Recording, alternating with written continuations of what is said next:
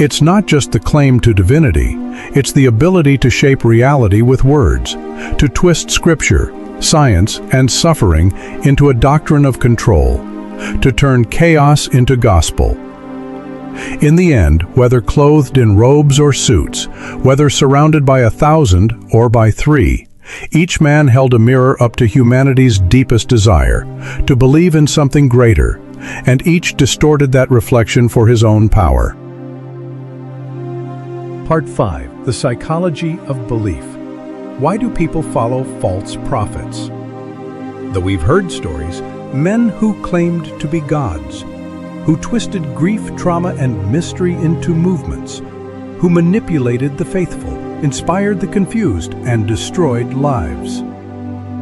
But here's the deeper question, the one that haunts after the camera cuts away and the cult compounds go silent. Why do people believe?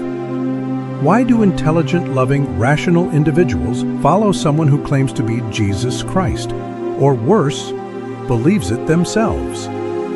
The Messiah complex, delusion or strategy? The term Messiah complex is often tossed around to describe delusions of grandeur. But clinically, it's more than just ego. It's a psychological pattern marked by an unshakable belief that one has a special mission from a divine source. Some who claim to be Jesus genuinely believe it. They suffer from psychosis, schizophrenia, or religious delusions brought on by trauma, mental illness, or substance abuse. But others know exactly what they're doing. These men didn't just believe they were divine, they marketed it, branded it, profited from it. The divinity became a product, and once you're selling salvation, all you need is a buyer. The followers, who are they really? Here's where it gets more difficult, because it's easy to look at the followers and judge. How could they believe this? Were they stupid, gullible, desperate? But in truth, the people who follow messianic figures come from every background, rich, poor, educated, uneducated, urban, rural. And they all share one thing in common, a search for meaning, for certainty, for something permanent in a world that keeps shifting beneath their feet. The perfect storm, uncertainty, charisma, and isolation. Cults and false messiahs don't appear in a vacuum. They appear during collapse. The Sarian emerged during the fall of the Soviet Union. Miranda rose during the religious fragmentation of the Latin American diaspora. Grabovoi thrived after a national tragedy.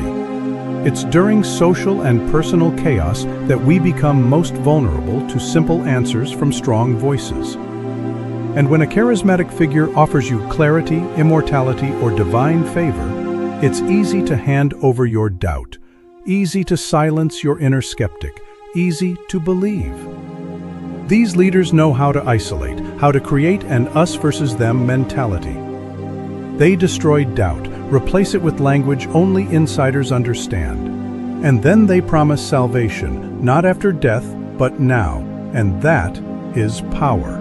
Religion, at its core, is a search for truth, but false messiahs hijack that search and weaponize it. They don't want to lead you to God, they want to be your God. And if they must rewrite scripture, manipulate trauma, or even lead you to death, they will.